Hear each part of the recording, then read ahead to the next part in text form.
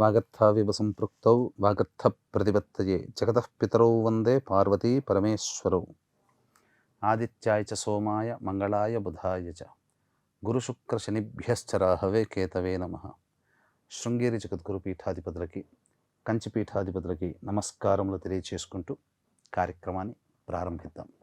వీక్షించేటువంటి I dream ప్రేక్షకులకి ప్రధానంగా గమనించుకున్నట్లయితే, ఈ యొక్క కన్యా రాశిలో జన్మించినటువంటి వారికి 16వ తారీఖు నుంచి ఏప్రిల్ 30వ తారీఖు వరకు ఏ విధంగా ఉండబోతుందో క్లుప్తముగా తెలుసుకునే ప్రయత్నం చేద్దాం. కన్యా రాశిలో ఉత్తర 2, 3, 4 పాదాలు, హస్త 1, 2, 3, 4 పాదాలు, చిత్త 1, 2 పాదాలలో జన్మించినటువంటి వారికి ఏ విధంగా ఉండబోతుందో తెలుసుకునే ప్రయత్నం చేద్దాం. ప్రధానంగా గురువు మిథున రాశిలో, కేతువు సింహరాశిలో, కుంభరాశిలో రాహువు, అలాగే మీనరాశిలో కుజ బుధ శనిగ్రహ ప్రభావము, మేషరాశిలో రవి, 19వ తారీఖు వరకు శుక్రుడు మేషరాశిలో, 20వ తారీఖు నుంచి శుక్రుడు వృషభ రాశిలో సంచారం చేస్తూ ఉంటాడు.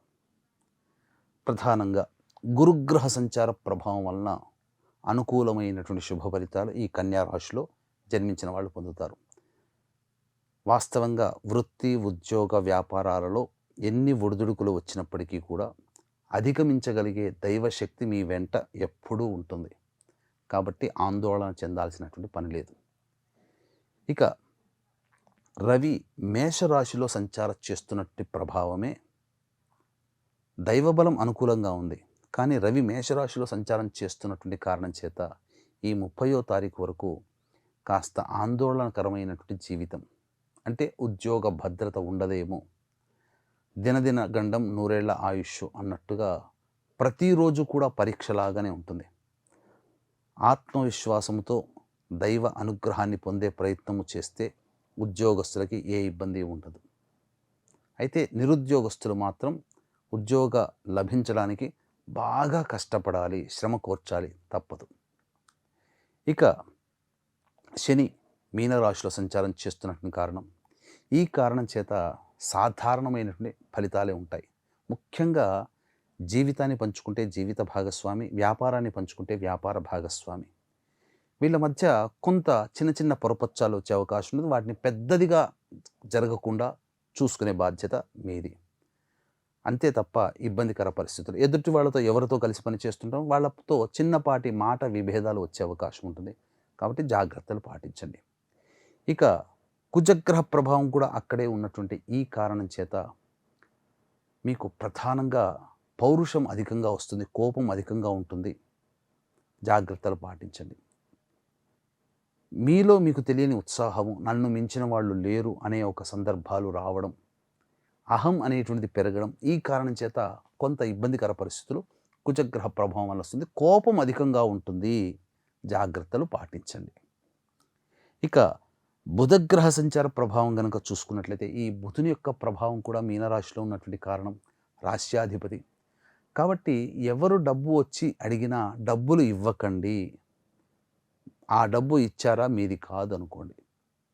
అలాగే ఇన్వెస్ట్మెంట్స్ కానీ స్పెక్యులేషన్స్ కానీ చేసే వ్యవహారాల్లో వాయిదా వేసుకోవడానికి ప్రయత్నం చేయండి తప్ప ఎక్కువ డబ్బులు ఇన్వెస్ట్మెంట్ చేయకండి. ధనముతో కూడుకున్నటువంటివి ఏవి కూడా మీకు ఇప్పుడు ఈ 15 రోజుల పాటు అనుకూలముగా ఉండదు. కానీ శుక్రగ్రహ సంచార ప్రభావము మీకు ప్రధానంగా 19వ తారీఖు వరకు చాలా అనుకూలంగా ఉంటుంది. 19 తర్వాత 20వ తారీఖు నుంచి స్త్రీలతో కాస్త జాగ్రత్తలు పాటించాలి. అయితే రాహు అనుకూలంగా ఉండడం, అన్ని విధాలుగా శత్రువులపై విజయాన్ని పొందడం, శత్రువు అంటే సమస్యలు, విజయాన్ని పొందడం అనేటువంటిది జరుగుతుంది. కేతు యొక్క స్థితిగతి ప్రభావం చేత కొన్ని తెలియని ఆటంకాలు మిమ్మల్ని తరచూ ఇబ్బంది పెడుతూ ఉంటాయి.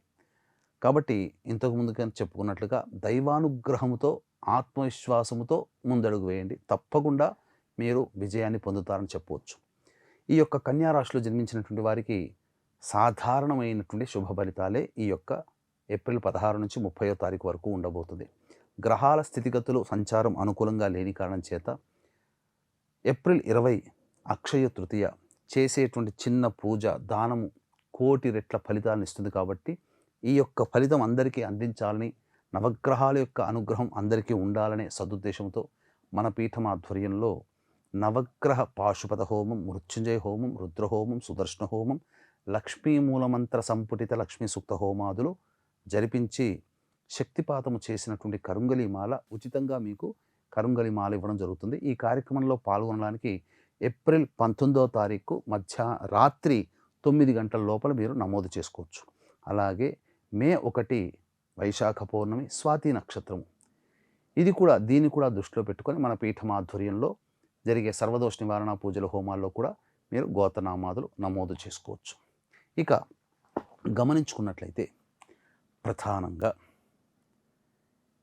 16వ తారీఖు నుంచి 30వ తారీఖు వరకు ఎలాంటి ఫలితాలు, మంచి చెడు, ఆదాయము, వ్యయము ఎలా ఉండబోతున్నాయో తెలుసుకునే ప్రయత్నం చేద్దాం. 16, 17 తేదీలలో ఇతరుల యొక్క సహాయ సహకారాలతో ఎన్ని ఇబ్బందులున్నా, కష్టములున్నా, ధనపరమైన సమస్యలు ఎన్ని ఉన్నా కన్యారాశిలో జన్మించినటువంటి వారు ఆర్థిక పరంగా బలంగా ఉంటారు. అవసరాలకి తగ్గట్టుగా, ఖర్చులకి తగ్గట్టుగా మీకు ధనము చేకూరుతుంది. కాస్త బయటపడతారు, ఆనందంగా ఉంటారు అని చెప్పవచ్చు కొంతవరకు. ఇక 18, 19 తేదీల్లో కనుక గమనించుకున్నట్లయితే మానసికమైన ఆందోళన ఉంటుంది. చేస్తున్న వృత్తి, ఉద్యోగ, వ్యాపారాల్లో కాస్త ఇబ్బందికర పరిస్థితులు ఎదుర్కోక తప్పదు. ఉద్యోగములో చేయని తప్పుకి మీరు బాధ్యత వహించాల్సినటువంటి పరిస్థితి ఉంటుంది. కాబట్టి జాగ్రత్త ఉండండి. అధికారులతో, ఉన్నత అధికారులతో మీరు లౌక్యంతో వ్యవహరించండి. ఇక 20, 21వ తేదీల్లో గమనించుకున్నట్లయితే ఆస్తి సంబంధమైనటువంటి వివాదాలు చర్చకు వస్తాయి. అలాగే ఉన్నత విద్యకు సంబంధించినటువంటి ప్రయత్నాలు కొంతవరకు జరుగుతాయి. అలాగే తండ్రి గారి ఆరోగ్యం పట్ల శ్రద్ధ వహించాల్సినటువంటి పరిస్థితి, మరియు మీరు సంపాదించుకున్న సొమ్ము ఖర్చు అయ్యే అవకాశం గోచరమవుతుంది. మీ ఆరోగ్యం పట్ల కూడా శ్రద్ధ వహించాలి. ఖర్చులు అధికంగా ఉంటాయి. ఇక 22, 23, 24, 25 ఈ తేదీలలో అన్ని విధాలుగా మీకు అనుకూలంగా ఉంటుంది. మంచి స్థితిగతులు కలుగుతాయి. ఖర్చుకు మించిన ఆదాయం లభించడం ద్వారా సంతోషంగా కుటుంబ సభ్యులతో, మిత్రులతో ఆనందంగా గడుపుతారు. పాత మిత్రులను కలుసుకునే అవకాశం గోచరమవుతుంది. పెద్దల ఆశీర్వచనాలు, దేవాలయ సందర్శనం మరియు పీఠాధిపతుల యొక్క అనుగ్రహం పొందడం జరుగుతుంది. ఇక 26, 27వ తేదీల్లో అనుకోని విధముగా ఆటంకాలు ఎదురవుతాయి. ఖర్చులు అధికంగా ఉంటాయి. మానసికమైన ప్రశాంతత ఉండదు. ఏదో ఒక ఇబ్బంది మిమ్మల్ని వెంటాడుతూ ఉంటుంది. మీరు జాగ్రత్తలు పాటించండి. ఖర్చులను తగ్గించుకునే ప్రయత్నం చేయండి. ఇక 28, 29, 30 తేదీల్లో కుటుంబ సభ్యులతో, మిత్రులతో ఆనందంగా గడిపే అవకాశాలు గోచరమవుతాయి. బాధ్యతాయుతమైనటువంటిగా వ్యవహరిస్తారు. పెండింగ్లో ఉన్నటువంటి పనులు పూర్తి చేసుకుంటారు. ఆదాయం కూడా బాగుంటుంది. ఏతావాత అన్ని విధాలుగా చక్కగా ఉంటుంది. కన్యారాశిలో జన్మించినటువంటి వారికి మిశ్రమ ఫలితాలు పొందుతారు. సమస్యలు వచ్చినప్పుడు ఆ సమస్యల పరిష్కారం కోసం ప్రతిరోజు కూడా సూర్యుడికి నమస్కారం, సూర్యాష్టకం 6 సార్లు పారాయణం చేయండి. అన్ని విధాలుగా బాగుంటుంది. లక్ష్మీ అమ్మవారికి అర్చన జరిపించండి. అవకాశం ఉంటే అక్షయ తృతీయ ఏప్రిల్ 20వ తేదీన, మే 1 వైశాఖ పౌర్ణమి తేదీన మన పీఠమాధ్వర్యంలో జరిగే కార్యక్రమంలో మీరు గోత్రనామాలు నమోదు చేసుకోవడం ద్వారా అన్ని విధాలుగా ఆనందదాయకంగా జీవనాన్ని పొందుతారని చెప్పవచ్చు. సర్వం Shri Umamaheshwara పరబ్రహ్మార్పణమస్తు. And for more videos, please subscribe to iDream. Please subscribe to iDream. Please subscribe iDream. And please subscribe to iDream. For more videos, subscribe to iDream. please like, share and subscribe to the channel. Congratulations, iDream. Subscribe to iDream. Subscribe to iDream. So subscribe to iDream Media. iDream ki iDream team andarki huge congratulations. Please subscribe iDream Media. Please subscribe to iDream. Subscribe iDream. Please subscribe to iDream. iDream అంటే నా కళల channel subscribe చేసుకున్న నోరు తిరుగుతలేదు. మీరైతే గంట గుర్తు కొట్టండి. For more such videos, please subscribe to iDream.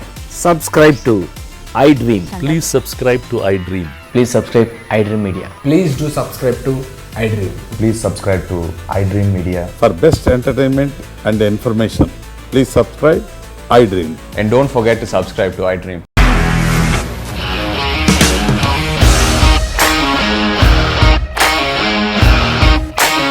ఇండస్ట్రీలో కమిట్మెంట్ ఇష్యూస్ వస్తే నీకు కూడా వచ్చినట్టు మార్నింగ్ తీసుకెళ్ళాలంటే కొట్టి పడేస్తారు.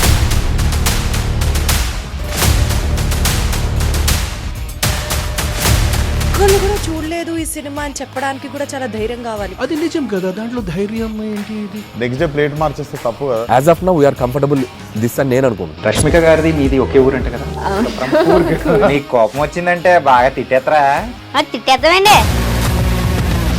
నిజంగా గేమ్ ని ఎలా చేంజ్ చేయగలిగారు? ఏపీఎస్ఎఫ్సి వాళ్ళకి 6 నెలల్లో నేను 6 లక్షలు కట్టా. బిజినెస్ చేయాలనుకుంటే it is as difficult as riding a tiger.